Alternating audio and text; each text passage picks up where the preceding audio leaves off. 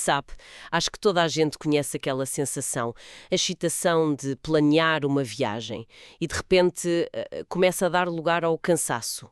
Sim, há uma montanha de e-mails, dezenas de abas abertas no computador. Exatamente. E acabamos a comparar roteiros que parecem, bem, todos iguais. E fica aquela sensação de que o turismo se tornou uma linha de montagem. Visitamos os mesmos sítios, tiramos as mesmas fotos e a experiência parece um pouco oca. Um pouco vazia. É a pensar nesse esgotamento que vamos analisar a proposta de uma plataforma portuguesa, a Turélico. Eles chegam com uma frase muito ambiciosa. Apresentam-se como a plataforma oficial de turismo inteligente em Portugal. É uma afirmação com peso. Pois é.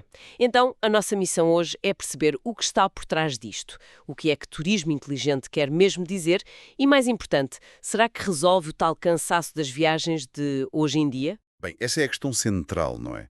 Porque a promessa deles assenta numa aparente contradição. Eles dizem que usam tecnologia, inteligência artificial, para, e estou a citar, devolver a alma às viagens. Usar o digital para encontrar o autêntico. Precisamente. Usar a frieza dos algoritmos para entregar algo que é profundamente humano. É um equilíbrio muito delicado. A grande pergunta que nos vai guiar é: será que eles conseguem mesmo andar nesta corda bamba? Onde dos lados, a tecnologia ou a alma, acaba por ceder. Gosto dessa imagem da corda bamba. Então, ok, vamos começar pelo princípio. O que é que eles dizem que fazem de tão diferente? No site tem uma tabela que compara o turismo convencional com a proposta deles. E é bastante direita. Sim, e é uma jogada de marketing muito inteligente. Repara, eles não se comparam com outras agências, comparam-se com o sistema. É verdade. Onde o sistema é, por exemplo, lento e manual, eles são confirmação imediata e digital. Onde o sistema oferece roteiros massificados, eles prometem uma curadoria de joias escondidas. E continua. Em vez de autocarros lotados, são grupos pequenos e exclusivos.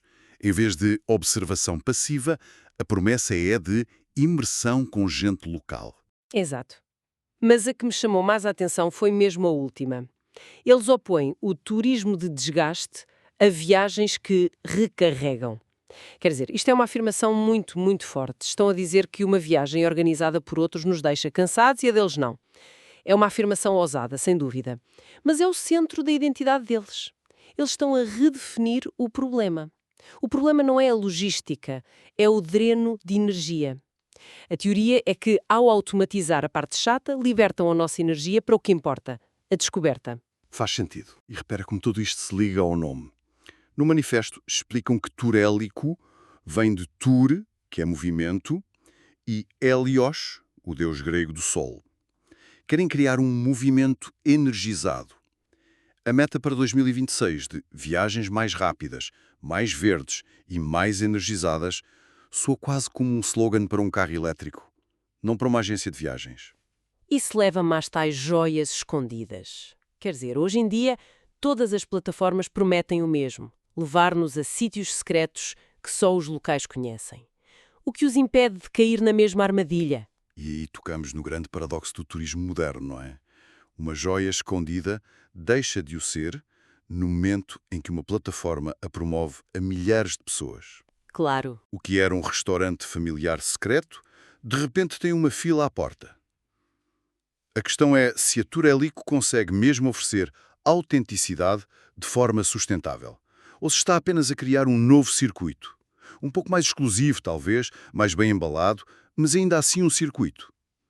A linha entre o autêntico e o temático é muito, muito ténue. Ok, a promessa é forte, mas levanta questões. Vamos à prática. Como é que o processo funciona? Eles dizem que é 100% digital. Escolher, personalizar, receber a confirmação na hora.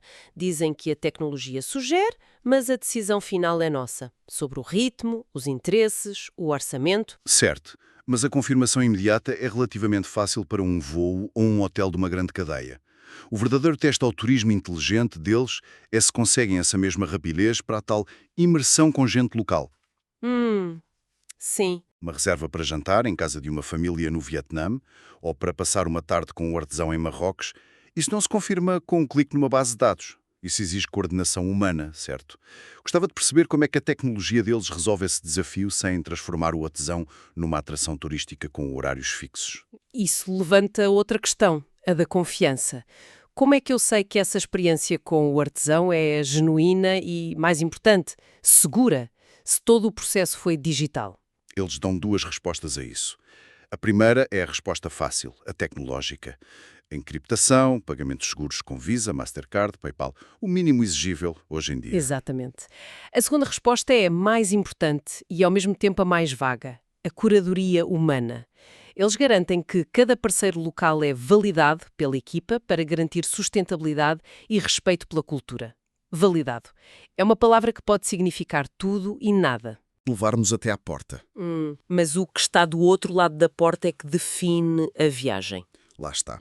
E essa qualidade, segundo eles, é garantida por humanos. Mas eles insistem muito nesse lado humano. Apesar de ser uma plataforma digital, fazem questão de dizer que há uma equipa real pronta para ajudar em qualquer momento da viagem, com um suporte 24/7. Parece-me que essa é a rede de segurança deles. Para mim, esse é o ponto mais crucial de todo o modelo de negócio.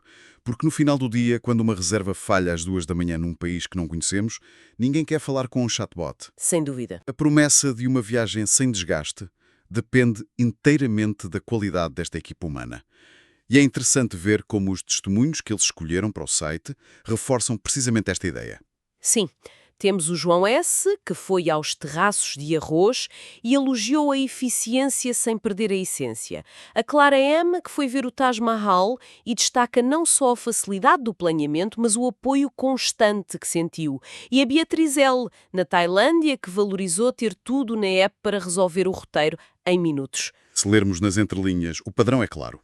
Todos eles celebram a tecnologia, sim, mas o que realmente valorizam é a paz de espírito. A tranquilidade de saber que, por trás da tecnologia, há um humano. A tecnologia resolveu 99% das coisas. Mas a presença daquele 1% de apoio humano é que transformou uma boa experiência numa experiência de confiança. A tecnologia, na visão deles, tem de ser tão boa que se torna invisível, como eles dizem. É uma ferramenta silenciosa que potencia a emoção. Não é a estrela, é o maquinista nos bastidores. Olhando para estas experiências do Vietnã à Índia e Tailândia e para as ofertas no site, que vão desde vá para fora cá dentro a roteiros religiosos, fico a pensar quem é o cliente típico da Tourélico. Parece um leque tão vasto? Estão a tentar ser tudo para todos? À primeira vista pode parecer que sim. Oferecem 72 países, viagens de fim de semana, de 14 dias, opções económicas, mas acho que o fator que os une não é demográfico. Não é a idade nem um rendimento. É um perfil psicológico. Uma mentalidade. Exato. Eles estão a dizar um nicho de mentalidade. O viajante que é, digamos, pobre em tempo, mas rico em vontade de experiências. Gosto dessa definição. É a pessoa que até tem o dinheiro para a viagem, mas não tem a paciência ou as horas para a planear meticulosamente. Precisamente.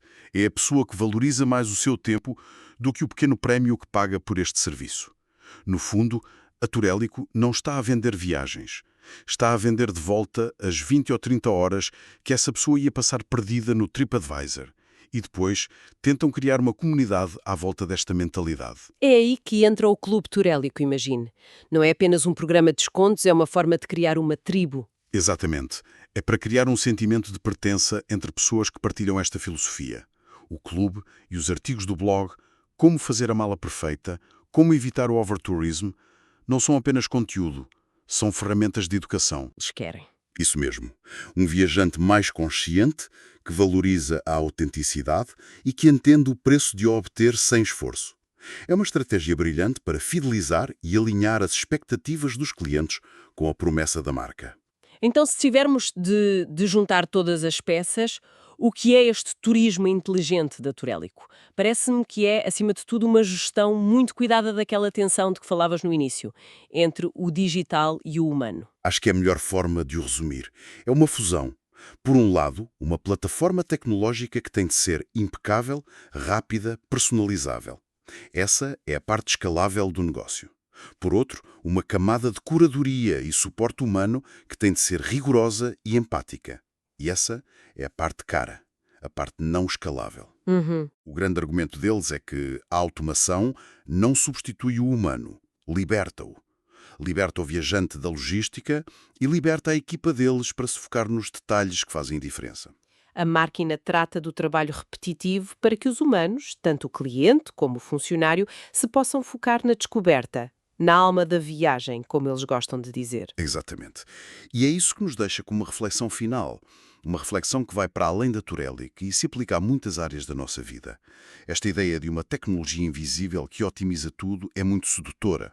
Mas quando a aplicamos às viagens, à descoberta, levanta uma questão. Que é? Ao perseguirmos a viagem perfeitamente otimizada, perfeitamente curada por algoritmos e validada por especialistas, não estaremos a eliminar o espaço para o acaso, para o erro feliz, para o desvio inesperado que nos leva a uma rua que não estava no mapa, para a conversa com um estranho que não estava no roteiro. As imperfeições que fazem as melhores memórias. Muitas vezes, são essas imperfeições, essa serendipidade que se transformam nas memórias mais duradouras. Uma experiência sem qualquer atrito ou imprevisto é realmente mais rica, ou corre o risco de se tornar tão polida, tão perfeita, que perde a sua textura, a sua alma.